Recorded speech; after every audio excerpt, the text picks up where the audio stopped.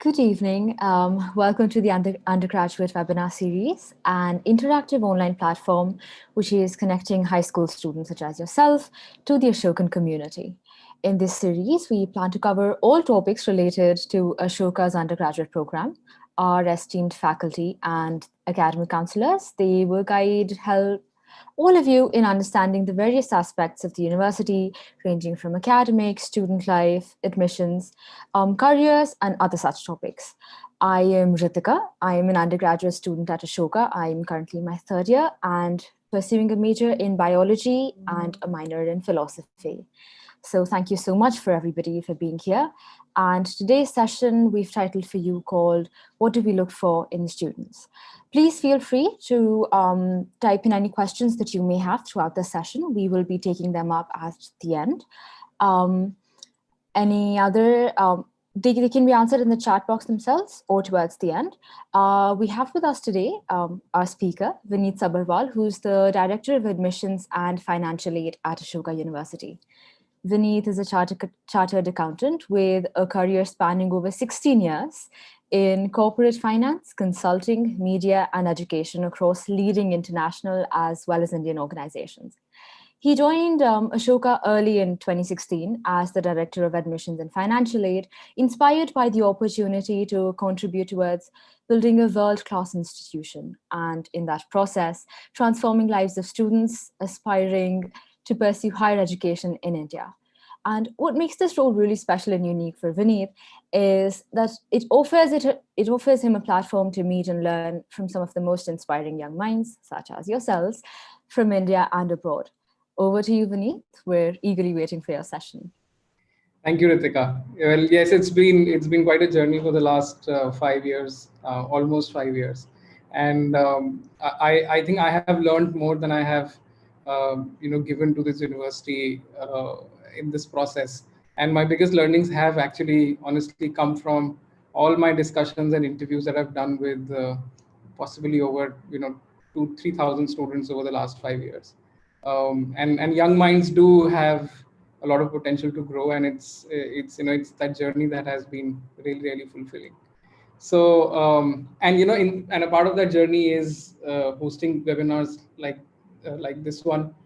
It's always a pleasure because it gives me a chance to not only share what I've learned over the last few years, but also it gives me a chance to share it with hundreds of people who otherwise would be difficult to meet. And these webinars really give us a chance to bring all of them together on the same platform on a given date. And as I see the numbers of participants, counting up, I can say that in my experience, this has been the highest participation ever. So I'm really excited. I'm really looking forward, and I hope that I make it exciting and interesting. I'll try to keep it brief, possibly maybe a 20-minute discussion through the slides that I've prepared. And then I'm going to open it for Q&A, which I'm glad that you're hosting. So let me share the screen and quickly move on to the presentation. Thank you. Okay, so one of the questions that I've always received as an admissions officer and my entire team as well at any point in time is, what do you look for in a student? You don't use cutoffs, you do look at marks, but it's very difficult to decipher and understand what is really the secret sauce or the magic formula which you use in selecting the students that make it to Ashoka. Well, there is a difficult answer and there is an easy answer. I'll try to give you the easy answer, but I'll also make you think for yourself, because there is no straight and there is no right answer for this question as well. But I'll try to make it as simple and exciting as possible for you. And I'm going to go beyond marks, because that's something that we stand for. Yes, marks are important. Yes, your academic scores are important, because they tell us about your ability to study, to engage academically. But they only tell us a part of the story, and we need to know much more than what marks you can get, because at Ashoka and your life beyond Ashoka will be much more than just marks. But before we get into that, it's important to take a few steps back and really start from the beginning to really understand what is liberal education. Many of us know of this term as liberal arts and sciences, and many of us are confused whether it's a course, it's a program, but it's really a method of learning that allows you to explore multiple disciplines. It allows you to explore breadth and depth at the same time, and not start looking at, say, depth or becoming an expert in a field at a very early age, because at this stage of your education, you need to explore before you zero down on what do you want to specialize in. It gives you the freedom to choose what you want to study. You can make combinations across breadth and depth of courses. You don't have to be a part of watertight compartments where you say that I'm a science student or a commerce student or an art student. You could be somebody who's combining physics and philosophy and making the best of both. And therefore it goes beyond arts, as usually people sometimes think that it's just another word for studying humanities at a university level. It includes sciences as well. We offer all courses in natural sciences, and it's a fairly large cohort of students who join us every year. And therefore, what it does is I start by borrowing a line from one of the TED Talks delivered by Dr. Shashi Tharoor. It creates a well-formed mind and not just a well-informed mind. Information today is accessible to everybody, but what you do with it and how you engage with that information is what liberal arts is going to teach you. And therefore it prepares you for being a future leader in any field of choice. And in fact, if you will speak to Ashoka students or follow what students end up doing after they graduate, you realize that there is no correlation between what they study and what they do. They simply transfer those skills of, for example, studying philosophy or history, and transfer it in the field of psychology or consulting. So it's really the skills that you pick while you study or go through a method of learning which cuts across multiple disciplines. But how does that happen? So at a very early on into the program, what you experience is a set of foundation courses, effectively spread over the first 18 months out of the 36 months, where you not only get introduced to topics like critical thinking, and we'll talk about what it means in this discussion, but you also experience courses across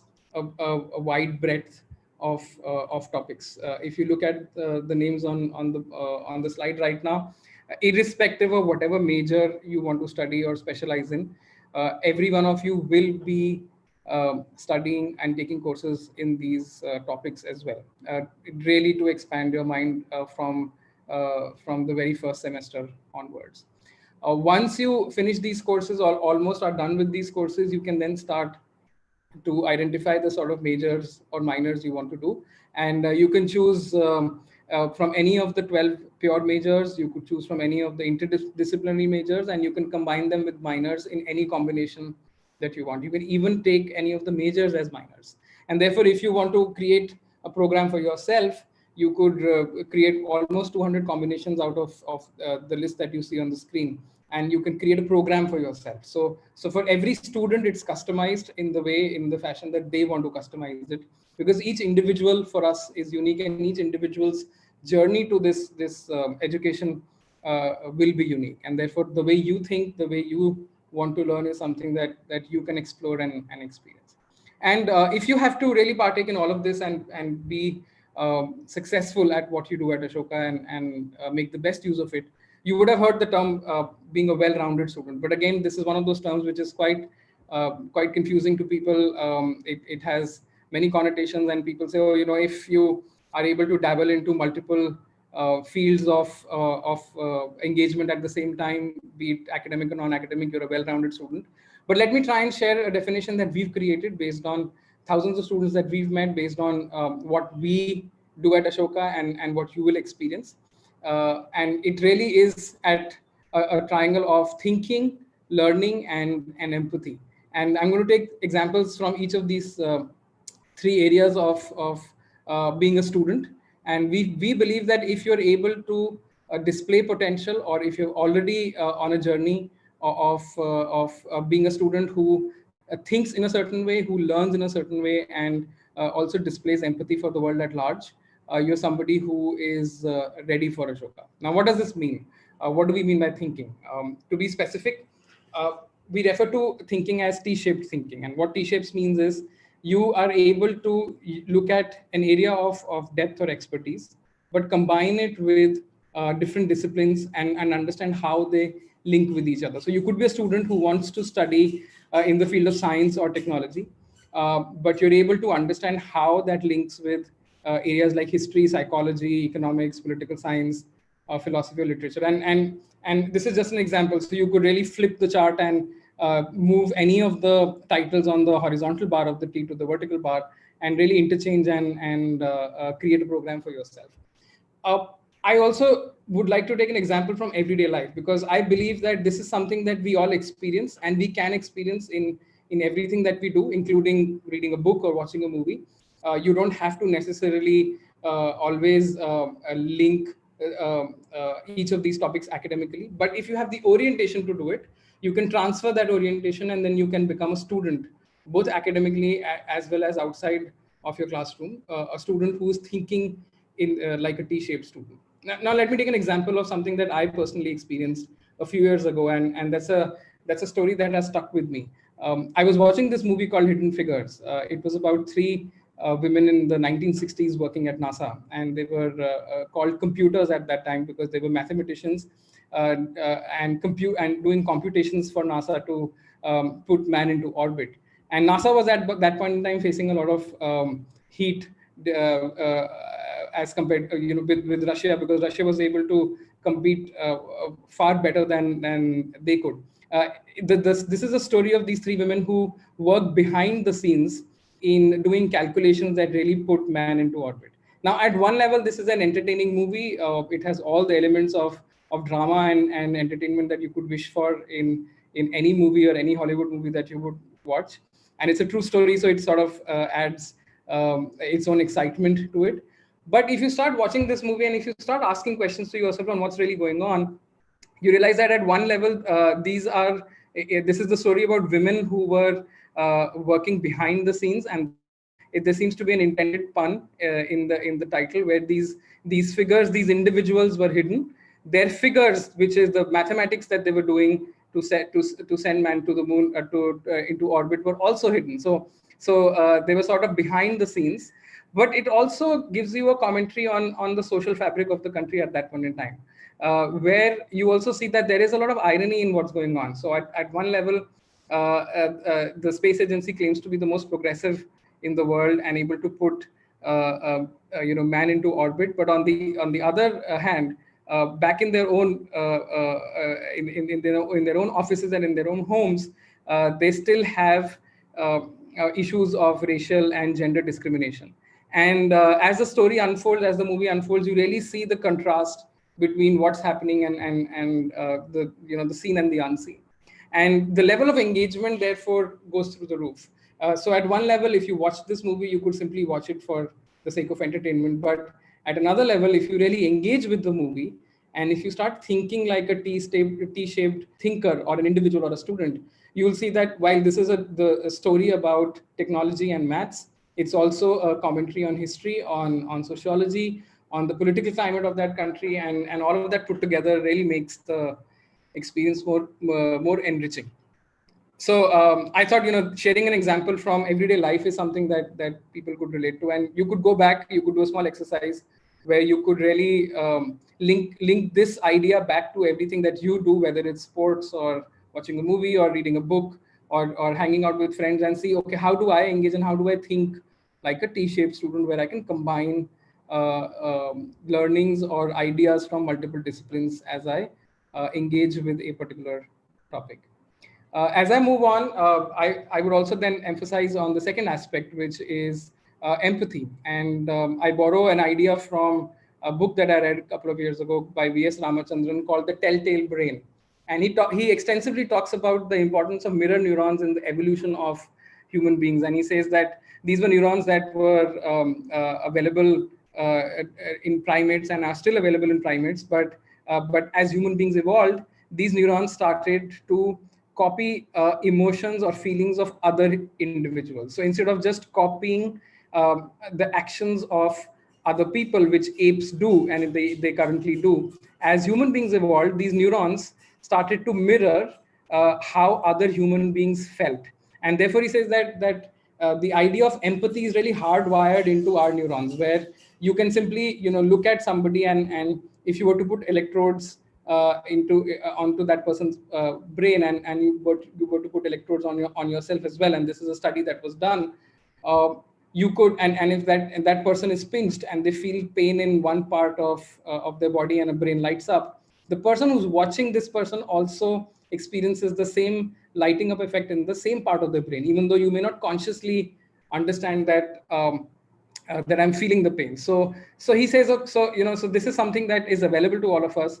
This is something that has evolved and has been the most important part of human evolution, which is how do we understand each other and how do we empathize with each other. But the other important thing that I realized as I researched more on this topic was that it's the same neurons, when they turn inwards, also have the ability to self reflect.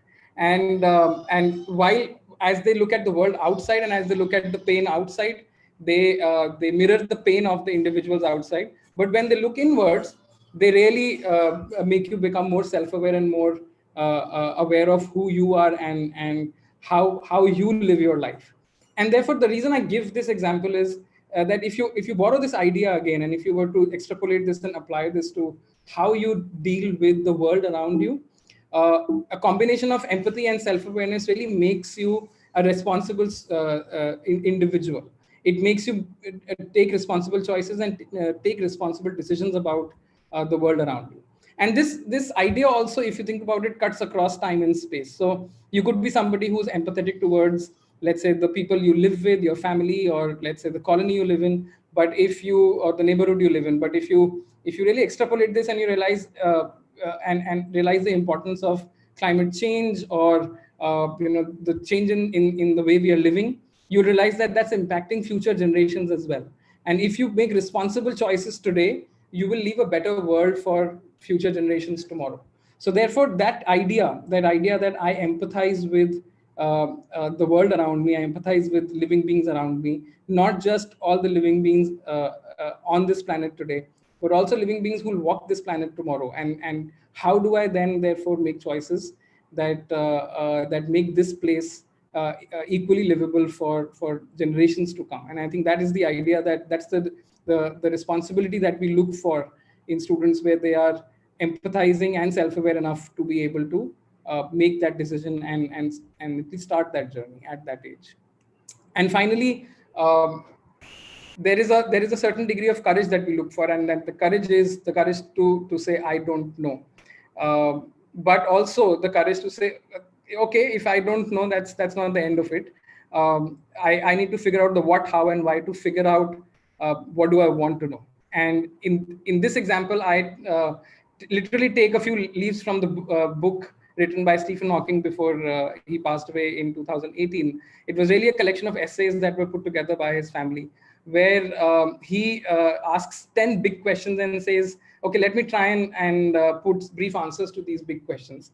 I've borrowed 4 out of those 10 big questions, where he's asking these questions across the board. He's asking, is there God? Can we predict the future? Should we colonize space? And will artificial intelligence outsmart us? And if you start reading, and it's a very easy read, you don't need any pre-existing understanding of physics or theoretical physics, because he was a theoretical physicist for almost 50 years out of the 76 that he lived. But his engagement with these questions goes beyond physics. And therefore, the thing that occurred to me was that at that age, he was willing to ask questions and learn. He was not afraid in accepting that he did not know these answers. He was willing to explore beyond his expertise of theoretical physics. For example, when he tries to answer the question on colonizing space, he actually goes beyond science. He says science will happen. We will figure out a way to travel vast spaces at lightning fast speed. But it's really the philosophical question on why should we do it, and why should we not do it, or can we learn? And he goes back into history and he says, can we learn from what happened in the 16th century, where some of the superpowers in Europe at that point in time sent out ships colonizing this entire planet, and then there's the good and the bad of it. But can we learn from it, and can we also realize that exploration is important? If you don't explore, and if you don't start exploring now, it'll be too late before we realize that we've run out of resources on this planet, which is an eventuality. It may not happen now. It may happen 100 years or 200 years from now, but it's important that we start now. And then he also delves into the area of economics, because he says it's a $1 billion question. You will spend billions of dollars exploring space, which, and the same amount of money can be used for taking alleviating poverty, or taking care of sanitation and education. And therefore world leaders really need to come together and put their heads together to figure out, how do we achieve both? How do we spend money in exploration, but how do we also make sure that it doesn't come at the cost of social upliftment? And if I put all of this together, and just to summarize, a well-rounded student for us is somebody who is willing to, or has already started the journey of expanding their thinking, and not just looking at an area of expertise that they want to explore, but also explore the breadth and depth of everything that they engage with. Is willing to be responsible, not only for their own life, but also for lives of people around them and lives for future generations to come. And is somebody who has an orientation to learn, and is willing to accept, and has the courage to accept that, look, at any stage in life, there is a lot that I need to learn. And therefore, I'm happy to say, and I'm happy to accept that I don't know, but I'm also courageous enough to go out and find these answers. And I'll be comfortable if I don't find definitive answers, because it's the process of asking questions which is important. In many of the examples that Stephen Hawking gives, he's not able to conclude with a clear answer, but he says, look, if I don't ask these questions, we'll never move forward. So it's important to ask questions to learn, and in that process, we might reach somewhere. So at the end of it, we come to this conundrum where universities, and university like Ashoka says, we need well-rounded students. And students like you would say, well, I am a well-rounded student based on the definitions that you've given us. But then there is this small intersection between what the university wants and what you believe you are. And therefore, how do we bridge that gap? How do we make sure that that intersection works for both of us? And while I'm not going to go into details in this webinar, because this is one of the webinars in a 4-part series that we'll be hosting in the month of October, where different team members from the admissions office will come in, and they will talk in detail about the admissions process, as well as the and how to fill the application form. So I'm not going to get into those details, but to give you a sort of an overview and tee this discussion up for my colleagues over the next few weeks, I would say that we look at students and their participation on 2 axes. One is the axis of engagement, and the other is the axis of motivation. When I say engagement, I refer to everything that you do inside and outside of the classroom. I give you examples of watching movies and reading books myself, but we want to look at everything that you've done. We want to look at extracurriculars, curricular activities. We want to look at projects that you've done in school, of course, your academic scores as well. But the questions that we are asking from you essentially is, when you go through the process, is what do you engage with? How deep is your engagement? Are you just having a cursory experience with that particular topic or engagement, or are you really going deep and trying to understand how things work? What have you learned from that engagement? And most importantly, why you do what you do? What makes you get up in the morning?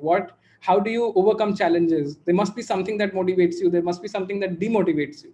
And if you really reflect on each of the questions that I've mentioned on these 2 axes of engagement and motivation, you'll realize that all of these questions require a lot of introspection, a lot of reflection. These will make you activate your mirror neurons, where you will have to turn them inwards, and you will have to think about what have you been doing for the last 15, 16 years of your school life. How have you been spending your time? What sort of learning have you experienced, whether inside or outside of the classroom, whether it was the basketball or the football tournament, or it was appearing for your Trinity grade examinations, or it was just simply having a deep conversation with a set of friends where none of you agreed with what each one of you said, but all of you went back enriched because you had that conversation. And you will realize that there are innumerable number of examples that I can give, because each one of you is unique. Each one of you will engage differently with what comes across in your life. And therefore, what that does is it builds up your personal context and your personal story. So while when you will fill your application form, you will write application essays, you will mention your extracurricular activities. We would want things like letter of recommendation and details of how you performed academically in school, or assessment tests that you may have given, leadership roles that you may or may not have had, or opportunities that you've created for yourself. But what it really does is it makes us understand what is your personal story and context. And if you are able to articulate and understand your story, then that's really the beginning of a journey that you can take with Ashoka, where if you're somebody who's able to articulate this, if you're somebody who's able to self-reflect, what you're doing is essentially you're doing all of the things that I mentioned above. You are being somebody who's self-reflective, somebody who's being empathetic towards yourself and towards the world around you. You're somebody who is trying to think across multiple domains, transfer learnings from multiple domains, and therefore apply that to your life. So I'm going to leave it to that stage, at that stage. And as I said, we will discuss how filling an application form and how going through the process of admissions, where you present your personal context and story, will help you go through the process to be able to get a clear decision. Now, what happens is that this entire process is broken up into 4 rounds every year. For the batch starting in 2021, the round starts on 14th of October. The forms open next week, and the first round deadline is 18th of November, and the final round starts somewhere around ends somewhere around 23rd of May. Now, each of these rounds is unique. You can apply in any round, but you can apply only once. So if you choose to apply in a round and if you don't make it, then you're not allowed to apply in any of the other rounds. So my recommendation to you would be, based on your personal context and preferences, choose the round that suits you best. Typically, I have seen with experience that students who are clear about their choices in terms of the colleges that they've applied to, typically apply in the first 2 rounds, because they have clarity on the kind of colleges they want to go to, but also want to get done with the process, because typically the first 2 rounds get over before your board exams start. Now, of course, in this year, we don't know the exact dates and how the board exams will pan out because of the pandemic, but we've created a tentative calendar. And my experience says that the earlier you apply, the better for you, because it really frees you up. It gives you a clear idea of where you stand, and therefore you can plan everything from your admission to your financial aid, if you do get admission early on. And it really works out well. At the same time, if you're somebody who really wants to wait it out and somebody who wants to get done with your board exams and then apply, you can apply in round 3 and 4 as well. But my personal recommendation would be apply earlier, and you'll have a much better idea of where you stand. Now, if whatever round you apply in, we apply the same process in those rounds, and that process is replicated for each of the rounds individually. So if you were to apply in round 1, you will go through the same process as compared to round 4 if you were to apply in round 4. So there is no discrimination in terms of how we select or look at students. Effectively, it's broken up into 2 distinct stages, and then the final stage where you receive a decision.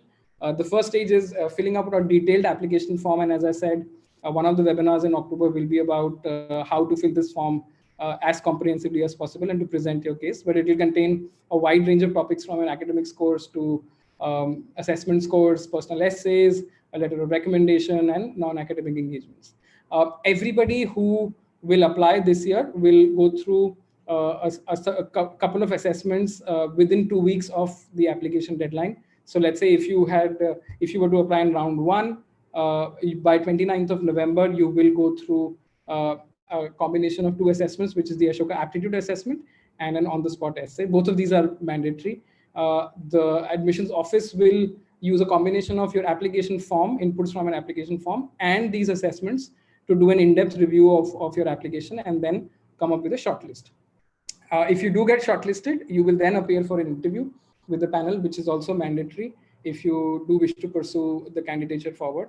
and the interviewers will typically interact with you to understand your profile and to understand your application better, and to really answer and ask all the questions that I've mentioned before, which is how you engage and what really motivates you. And if you do make it, then you will either get a confirmed or a conditional offer.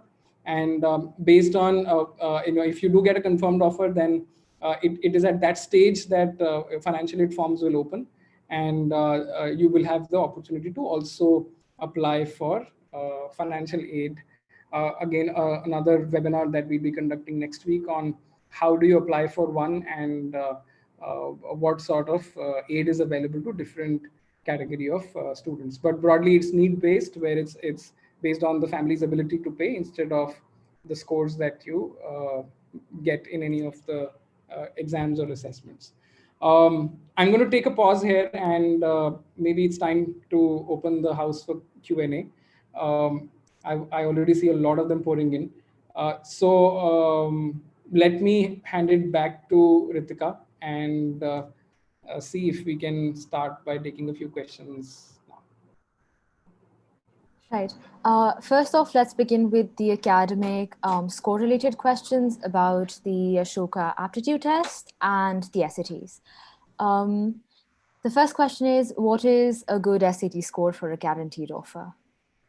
So a good score would be something that I would call as a median score of the class that that came in last year.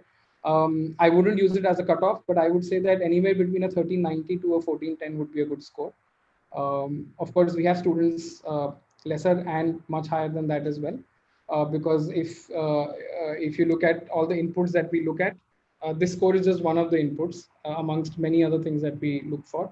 But we do see a high correlation for students who are somewhere around the 1400 range to be able to at least make the basic benchmark. But again, to be very transparent, it's not a cutoff. It's sort of a median that students are able to achieve.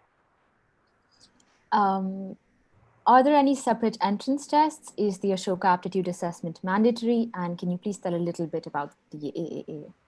Okay, so first of all, it's not an entrance test, because a typical entrance test would eliminate you based on the score. This is an assessment of your thinking skills. It's an assessment which has been developed by Cambridge University, and hundreds of thousands of students take it all over the world across many different universities, including Cambridge and some programs in Oxford as well. It's an assessment which goes on for about 90 minutes, asks you 40 questions, multiple choice questions on problem solving and thinking skills, critical thinking. It's not an entrance test. It's mandatory for everybody. And as I mentioned, you will be given a date, and the dates are already published, but it will be within roughly 15 days of the round submission deadline of that round. And along with that assessment on the same day, you will also write an on-the-spot essay. So a combination of these two, which is the Ashoka aptitude assessment of thinking skills and an on-the-spot essay, are the assessments that are mandatory and are beyond the academic scores that you will get from school. Right. The next question talks about that essay. They say that the AAA consists of creative writing as well as critical thinking, sums and problems. My strength lies in the primary rather than the latter. Would that strength be recognized while considering me for admission? Yes, of course, it will definitely be recognized, especially when you write on-the-spot essays. It's one essay that you have to write. You get a choice to choose between two topics. These topics are typically, again, subject or let's say expertise agnostic. So you don't have to be an expert in a topic. These could be things that you observe on everyday basis. And what we want is we want to understand how you think about a topic. And can you think about a topic from multiple perspectives? For example, I remember a year or two ago, there was a topic on, and Ritika, maybe you can also add if you remember the topic that you received while you wrote your on the spot essay. But I remember one topic which was about how the social media lingo has changed the way we look at language, and how does it really impact the way we interact with each other in person as well. The shortcut sort of language that we use. And again, there is no right or wrong answer. It's the essay prompt was not about the right or wrong of using social media language. The prompt was, what do you think about using that language? So that really, and that's something that you experience every day. That's something that you really don't need to have an expertise in. But what if you start thinking about it, you can write about how you experience that particular area of social media engagement. Right. When I wrote the essay, I had a choice between two, and what I faintly remember is which of the old dead men that you read during school would you like to have a conversation with? So I think I chose to have a conversation with a philosopher, a French philosopher, if I'm right. But very interesting, and it only serves as a talking point when you start your interview. So it's not judging you or what you studied or anything else like that. It's just to get the conversation flowing. Yes. The question says, are there any minimum scores required for admission, and whether there is a minimum IB grade or SAT score or subject-specific scores? No, none to apply. You can apply with any score that you have. We will, of course, look at scores in the context of your entire application. And then based on how your entire application adds up, you can then get a chance to either get selected or not. But otherwise, for application, And are 11th grade scores as important as 10th grade and 12th grade predicted scores? they are, but we do understand that these are internal scores, and many schools also tend to be quite strict in 11th because they're preparing students for board exams in the following year. So we do take that into context. But what we essentially, and the reason why they're important is because we want to look at academic consistency. We do want to see that, at least from a engagement point of view, have you really been able to maintain a certain benchmark, and have you been able to be consistent with how you study.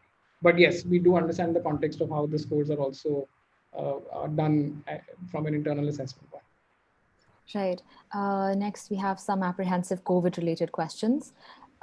With regards to the admissions process, considering the current COVID situation, will students be required to travel from Bombay to Delhi for the AAT and the on-the-spot essay?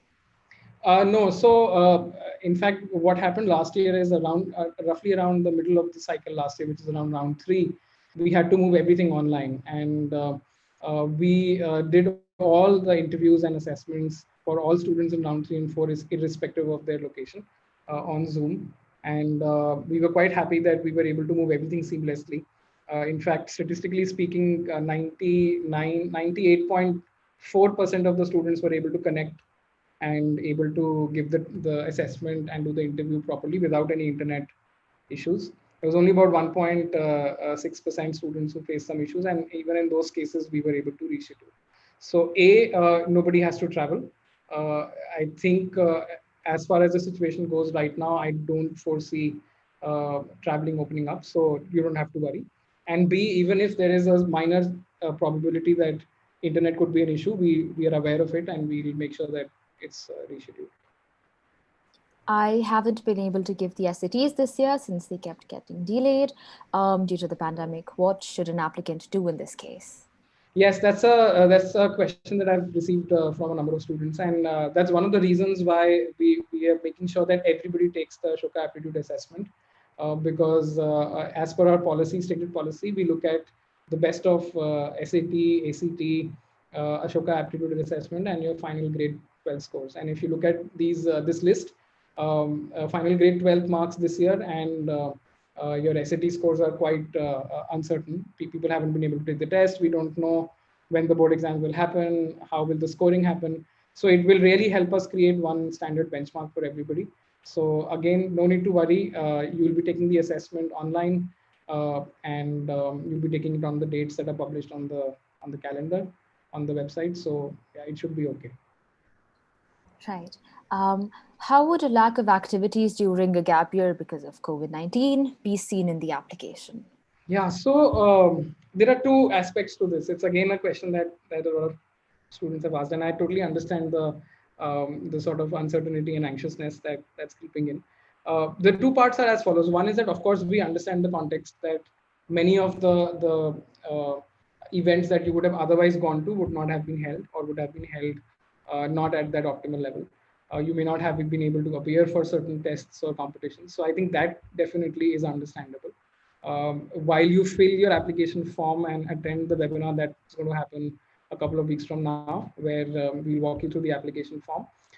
In the non-academic engagement section, which is the extracurricular section, talk about what happened and which of the events you were slated to go to and couldn't go to. So give that context. So that context will help us. But I think the second aspect is which is more important to me is that these engagements are not engagements that you've done only in a year. Typically, you would have participated, or you would have picked up an area of interest or a few areas of interest a few years ago. So what we will look at is also consistency. We'll also look at depth. If you remember the slide on how you engage, there is also a topic on how deep you engage, and depth comes only with time. So what we will also look at is, okay, minus the COVID year, minus of course, and understanding the context that you may not have been able to participate in activities or competitions or events.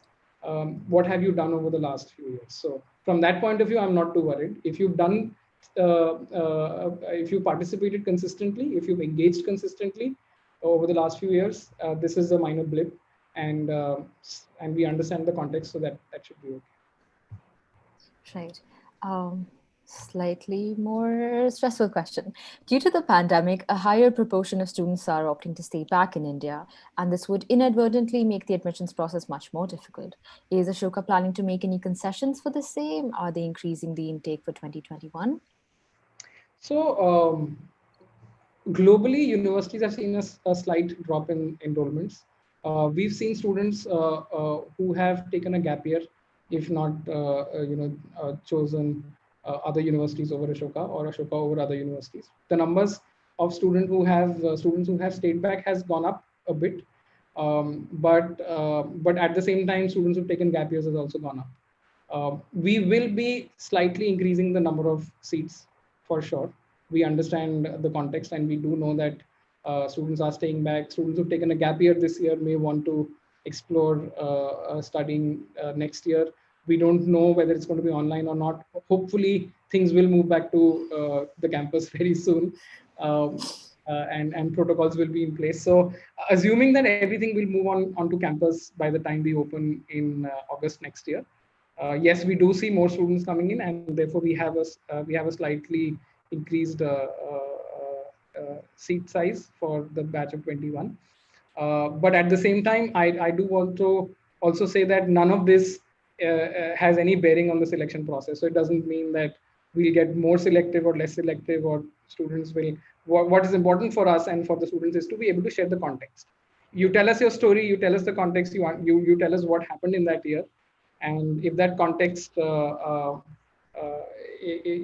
adds up to your story and is authentic, I think that's something that we'll consider. So from that point of view, I always say, don't worry about number of seats, don't worry about selectivity, including the pandemic year. Worry about how can you fill the application form, how can you spend a good amount of time filling the form, and engage with the form well, so that you're able to share your personal story properly. I think that is something that I would worry about if I'm a student, and that's what I would recommend. So worry about filling the form well. Don't worry about the seats. How will academic tests be conducted in the 2020-21 cycle? Everything is online. I cannot comment about other boards or other universities, but at least for Ashoka, everything is online. So that should not be a problem at all. Right. And the last one, worrying about COVID, says, my junior college has not given me an 11th grade mark sheet as the college was shut due to lockdown. Will it be compulsory to submit it by this year? Well, you have time. So the application window opens in October and is on till late May. So there is enough time available for students to follow up with schools and be able to get that mark sheet. Or even if you can't get the mark sheet, you can get a sort of a letter from your class teacher or your school principal, and we should be okay with that. But I would use the time between now and and the submission deadline to be able to do it. So each round, even if you apply in a particular round, each round is easily above a month to 45 days in terms of length. So you have that amount of time. So yeah, it's mandatory. You should go and get it. Right. Moving on to some general application questions. The first one says, I'm not good at writing essays, so that will affect my profile. When I looked at some samples, I was not able to write up to that mark. So will that affect my admission? We understand that writing is something that has not or may not have been a natural strength. Um, what we want to look at is your thought process. Writing is something that we will teach you at Ashoka as well. So the Center of Writing and Communications will work extensively with you to help you, get the skill. But what is important for us is the thought. So what you should do is, and of course, writing, expressing your thought and articulating your thought is a part of writing skills as well. But don't worry about that, the fact that I'm not a creative writer or I'm not able to my friend writes more creatively than I do. I think that's a sort of a myth that I want to bust. That don't equate writing with creative writing. Think about writing with thinking. So think, reflect, spend time. And the second thing that I would say is take feedback. So find one person that you trust, and find that person. And it could be a teacher, it could be a senior, it could be part of your family, somebody you trust who could give you constructive advice and could also give you feedback on how your essay is flowing. I think that's very, very important. In fact, Ritika, I mean, I don't know if you would want to reflect on your application essays almost 3 years ago and tell us how you went about it. Well, firstly, this follows not only just for your application essay, it follows for any other academic papers you will be writing post school life. It is not about how beautifully you write, it is all about the point you're trying to drive home. And as long as you know what you're trying to say in that essay, I'm sure it will come to you. We don't need big words or beautiful words, simple short sentences, just as long as you know what point you're trying to make out of it. That does really help. That's it. Keep it simple. Yeah. Exactly. For the second round of application in January, when will the interview stage be held? And what if that clashes with my board exams? Yes, that happens every year. So what we do is we have access to date sheets of all the major boards, in fact, including state boards. So we make sure that your interviews are not scheduled on those dates. So we take that into account every year. So you don't have. Perfect. And how will co-curriculars be of importance for undergrad students amidst the pandemic? Again, similar to what I mentioned for extracurriculars as well, projects that you could or could not do, at least talk about the learnings that you had. Because for us, what's important is what you learned rather than just showing us a certificate or showing us the project. So any co-curricular that you could not complete, but I'm sure you could at least glean some learnings from it. I think that's important for us. So tell us about what you learned, and don't worry about the certificates in this particular year. And talking about co-curriculars, somebody asks, what kind of events should I look out for where I can showcase my talent? And what kind of weightage do these activities hold? I wouldn't recommend a list because that's really antithesis to what we stand for at Ashoka. I would just say go through the process of engagement and motivation that I spoke about in the presentation. Ask questions to yourself on why you do what you do. Why do you want to do what you want to do in the future, or events that you want to participate in? Are you going to learn something from them? Are you only participating in those events to collect certificates? Because that's going to get reflected in your application form, because you would have participated but you wouldn't know much. So do some thinking about what you want to do, and what value does it add to you as a person? How does it help you grow? And don't just do it because there's a list that you need to check. So it's not a checklist. You should just, again, I mean, this entire application process is an exercise in self-reflection. So think of it in that way, and and stay away from people who give you a checklist and say, okay, do these 10 things and your admission is guaranteed, because it doesn't work like that. Mm-hmm. Fairly important question, very recurring. It says, does it matter which round I apply in? Is your student intake equal across all admission rounds? Yes, absolutely. All students across all rounds go through the same process. Again, Ritika, you've been on campus, so you can't tell who's from round 1 versus round 4, right? So it's absolutely. I am from round 4. So yeah, so I mean, it doesn't work like other universities where there is a cutoff and people say, oh, this is a lower cutoff student, because that's not how we operate. Everybody who comes through us to us is he or she goes through the exact same process. And as I said, uh, decide on your personal context in which round works for you. Uh, and I've also said that if you ask me for an answer, personally, the first two rounds work for me better because it frees me up. It just frees me up from all, and it gives me a clear answer on where I stand, whether I make it or not, and then I can at least go into my board exams and or apply to other colleges. And if I do get in early on, it gives me ample amount of time to plan. If you're moving out of your city and moving into the campus next year, if you want to plan for your finances, gives you a lot of time. So from that point of view, the first two rounds work best. Mm-hmm. Coming back to personal essays, are the personal essay topics the same as last year ones, and have these topics for this session been given? So the topics will be announced soon, and as the application forms open next week on the 14th.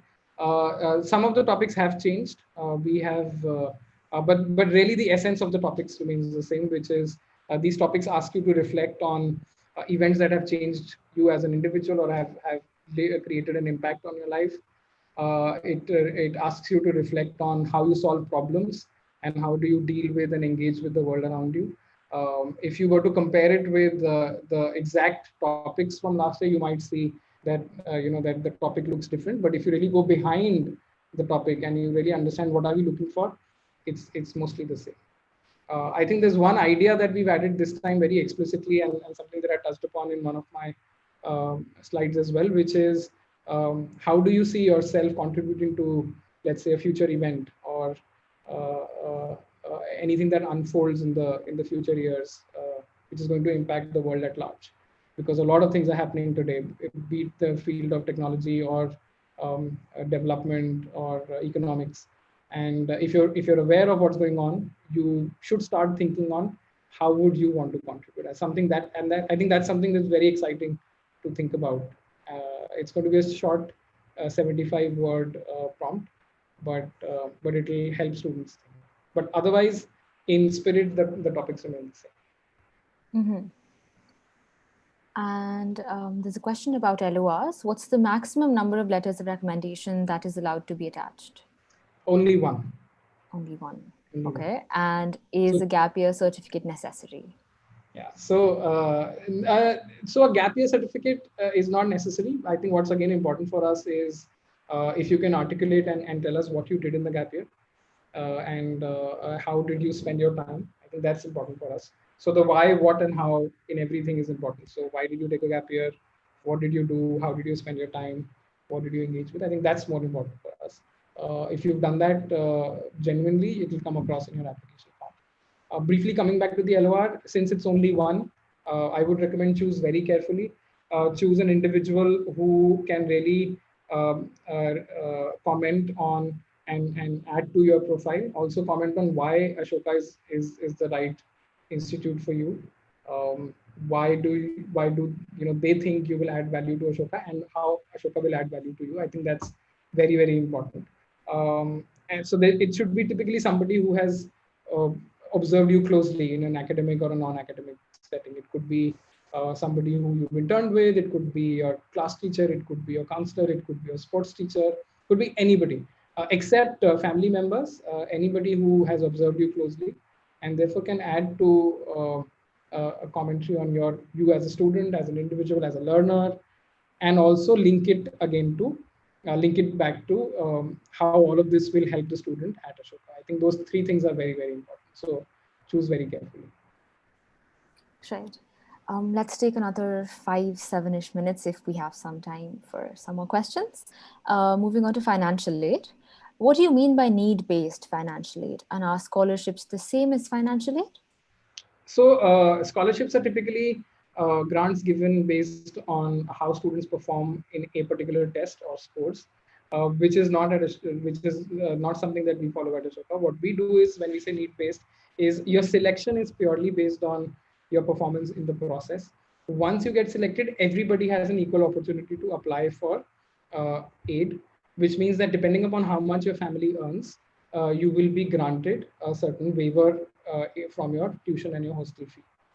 So every year, about half the students who make it to Ashoka are on some form of waiver, and that waiver is called financial aid.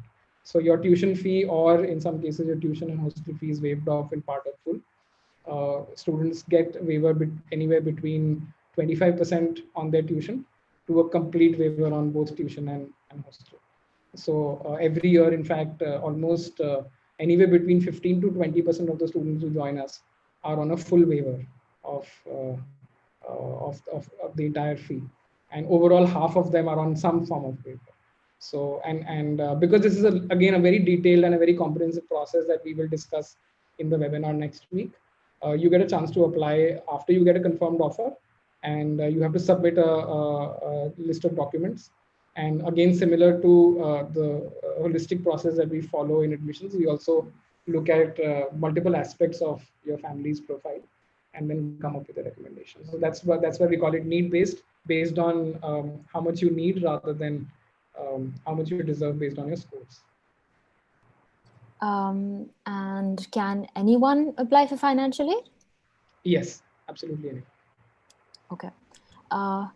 Would you please explain the financial aid process and mention all the documents required? Okay, we're going to cover this in the next webinar. So right. I think next Friday we're hosting one on financial aid. Okay. So you can join in, and you can all students can get the details.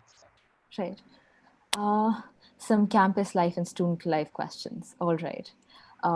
Does Ashoka have a safe environment, especially for girl students? Are there any measures taken for the same? Or is it a personal issue to be handled individually? This is my biggest concern as compared to, say, any other college in Bangalore, Bombay, Kolkata, Chennai. Would you like to share your experience? Absolutely. Okay. Well, I've seen Ashoka back and forth, inside out for 6 years. My elder sister was also at Ashoka for 3 years.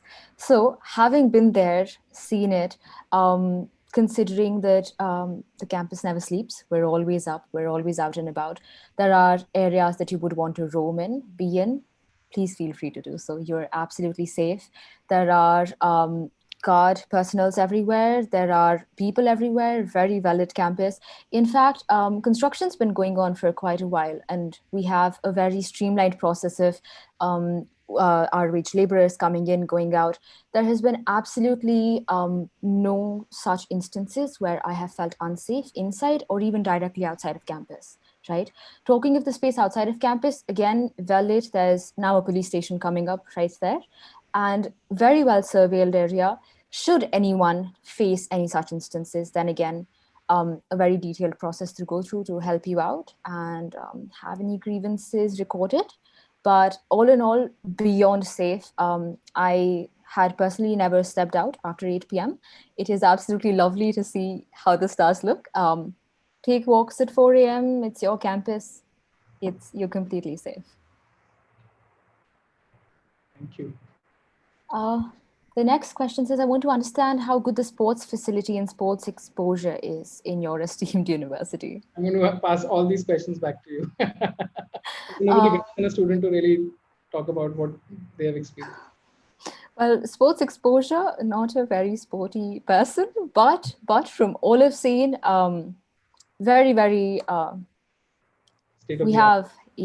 we have a lot of students enrolled in a lot of things who are very happy, competing within themselves, outside universities, getting a lot of medals. We're doing quite well. And of course, again, one big question that keeps coming up is gender discrimination within sports teams. None of that is here. We have a lot of girls teams. It's quite interesting. Okay, let's just go on to the last question, which says, are 1.5 years enough for STEM majors, for example, maths, physics, computer sciences coursework, considering the first 1.5 years go into foundation courses and all of that? Yeah. No, to be honest, no. And therefore, if you go back to the history of how these programs were designed, they were actually designed for a 4-year program. And more than half the students every year choose to stay back because they do realize that it's important to spend that extra year in exploring these subjects in depth. So I would say choose the 4th year, and therefore you'll be able to make the best combination of spending about roughly about 3 semesters doing foundation courses, and then spending another 5 semesters doing a major of your choice, especially and it holds true for all courses. It's not just STEM. Right. All right. Let's end the question and answer session with that. We've covered plenty. We just reached the end of the time limit. Thank you so Yes. much, Ritika. Thank you so much for the wonderful session, Vineet. Thank you for entertaining all of us. I'm sure we've had a lot to take back from this entire session. Our next session in the undergraduate webinar series is scheduled for the same time on October 16th, 5 p.m. This session is focusing on need-based financial aid at Ashoka, and it will be conducted by Rina Vetrivel, who is the senior manager at Office of Financial Aid. The registration link for this is in the chat box. We would also like to invite all of you for the next Scientifically Speaking webinar, which is on October 13th in the evening at 7 p.m. On the topic Selling Planet Earth, Repurposing Scientific Communications for Sustainable Human Well-Being. This is being given by Professor Ian Stewart, who's the Professor of Geoscience and Communication and Director of Sustainable Earth Institute at the University of Plymouth. He's also a visiting professor of EVS at Ashoka. The link for this session as well is in the chat box. And lastly, I would like to inform all of you that round 1 applications for the undergraduate program will open on October 14th. Please visit the website, that is www.ashoka.edu.in, for the complete details of this process and the timeline. Again, in the chat box. If you have any further queries or you'd like to know anything more about Ashoka's unique interdisciplinary undergraduate program, you can write to us at apply@ashoka.edu.in or call on any of the numbers that you see on the screen. Thank you so much, Vineet. Thank you, all of you. And let's see you again on Friday, October 16th at 5 p.m.